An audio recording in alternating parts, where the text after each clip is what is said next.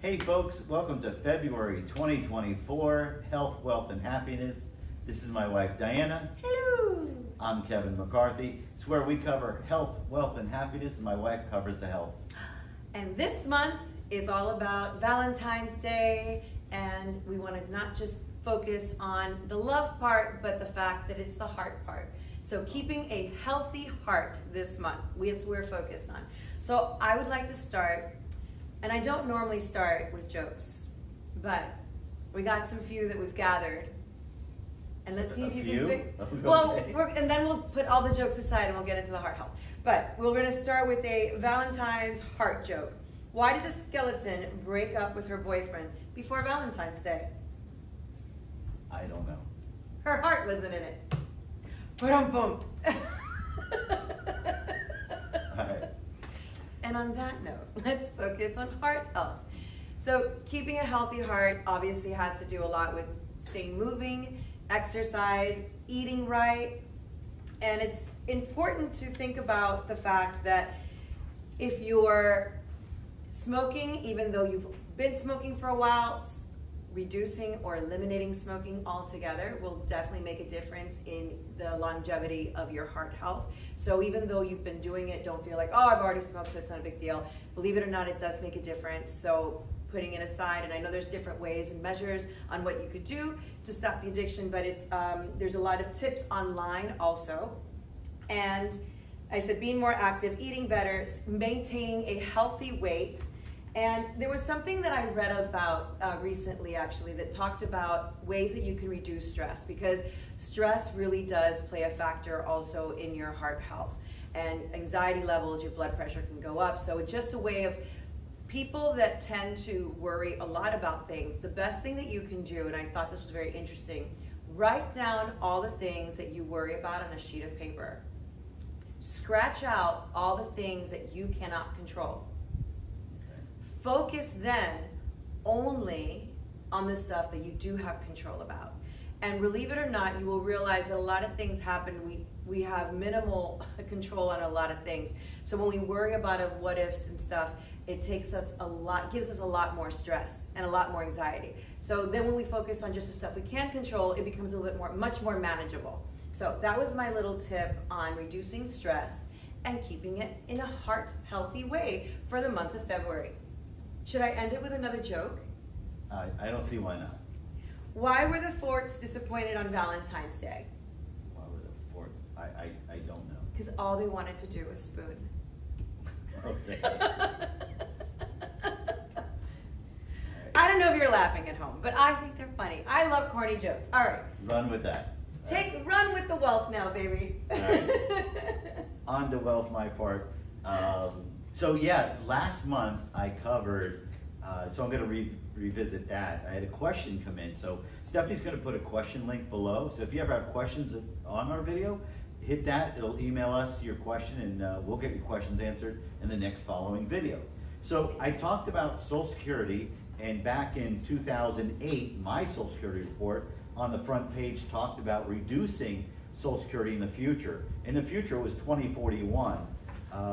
For the December of 2023 statement, that reduction is found not on page 1 anymore, but page 4, and it talks about not 2041, but 2034, which just 10 years away. And I talked about that, about when turning on Social Security and all that good jazz. You should have your own report, make sure all your quarters are filed, that's important. But when I talked about that challenge that's going to be coming in 10 years, the question that came in was, should I turn my Social Security on earlier just because of that? And the answer is, I don't think so.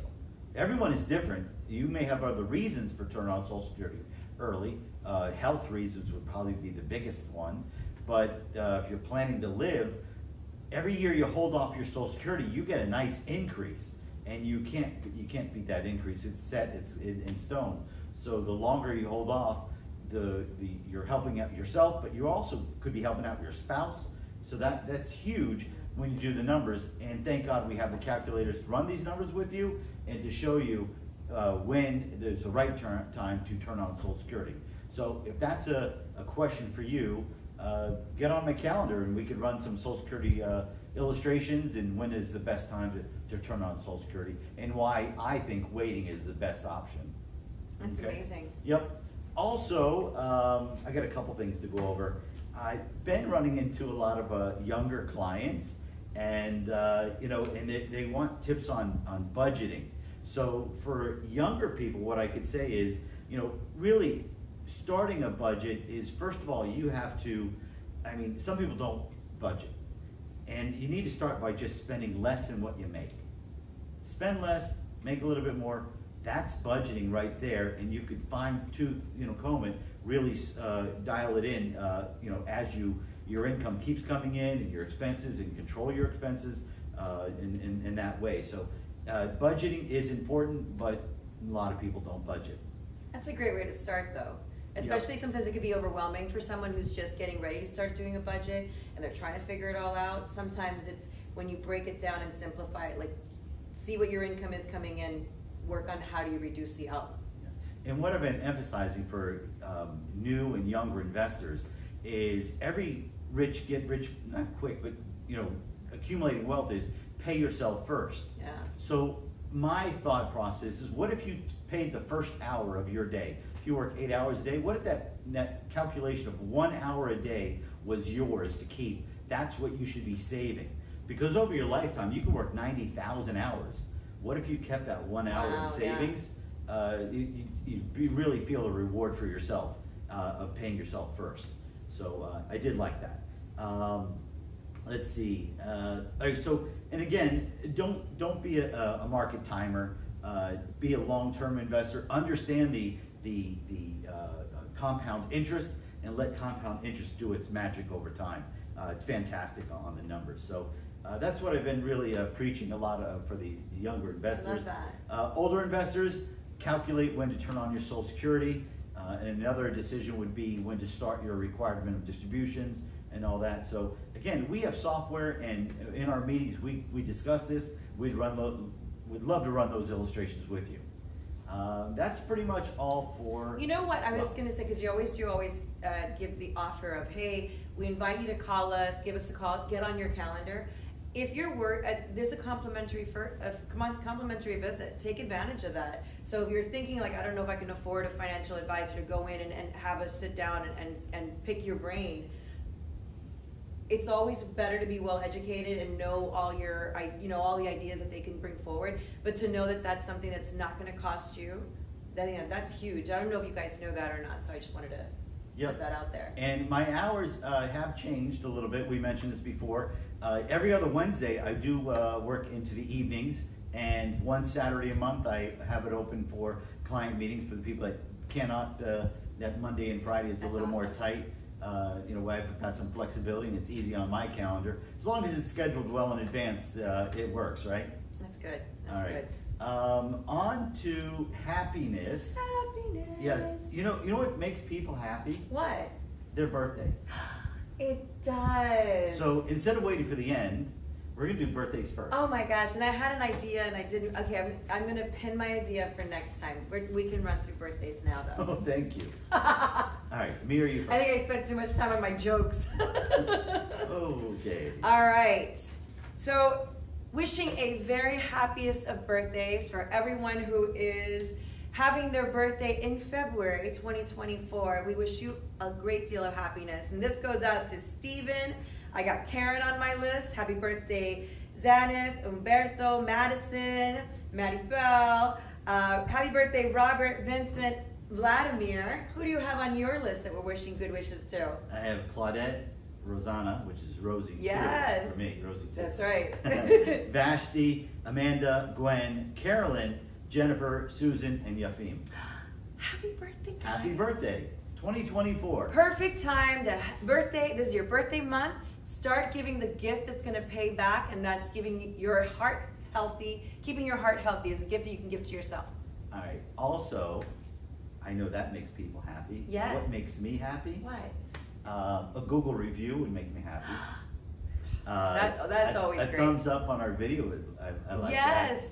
Hit subscribe. follow. Subscribe button. It may be this corner. I don't know. We don't know where it's at. But Stephanie put below. a subscribe to us. I think that'll make me happy. What else you got? Well, let's see. I'm looking at the calendar, and it's National Drink Wine Day on February 18. Wine brings me joy, so. But you do that every day. Well, not every day. Almost. Well, red wine really helps with your heart. So I'm just working on my heart health. Doctor recommended. Okay, all right. Also, you know what I forgot last month? What'd you forget? We had so many. I mean, yes, it was my birthday, January, but in December we had holiday cards come in. Yeah. We had baked goods come in. Yes. So I wanted to thank you for doing that. We really appreciate. There was some delicious stuff that came through. It was really yummy. Yes. So, all right. Now in February we're all on a diet because of you. Also, I'll know that I remember a couple months ago, this is probably middle of last year, one of our clients wrote a children's book, and I believe it's one of 4, and volume 2 has come out, and it's called Mariana Travels to the Amazon. So I'll put this link below. Again, we don't get a referral fee. I was going to jump in and make our just little disclaimer disclosure. We're not making any money. We're just supporting small authors coming out, and that's a good thing. Here she is, pretty much retired, and good for her. And experiences into a children's book. So pretty cool. Yes. Pretty cool. Non-compensated shout-outs. Yeah. All right. I almost forgot there's something else on the calendar that brings me joy. What's that? National Margarita Day on February 22nd. What? Margarita. Okay. Stop it. That's joyful. Very joyful. All right. So I got a question for you. Yes. I'm reaching for the book that we're going to talk about real quick before we leave, though, because our February book that we're doing, can I jump in? I didn't mean to interrupt you. You're good. Okay. We're reading Something Borrowed. It's a love story. And it's by Emily Giffen. So this is our book. If you join our book club, we meet on the first Friday of each month. Join the fun. So we'll be meeting on the first Friday in March regarding this book. So if you want to join us, it's on Zoom. So you're not being able to drive in is not even part of no issue there. We make it easy for everyone to partake. Yes. All right. Well, speaking of that, yes, January, you co-hosted your first competitive Zoom bingo. How did that go? It went great. Yeah? I thought I did pretty good. I had a lot of McCorny jokes, a lot of puns, kind of like what you're seeing today. Did you guys want another joke? Hold on, there's something written down. I want to thank Stephanie for providing all this wonderful humor.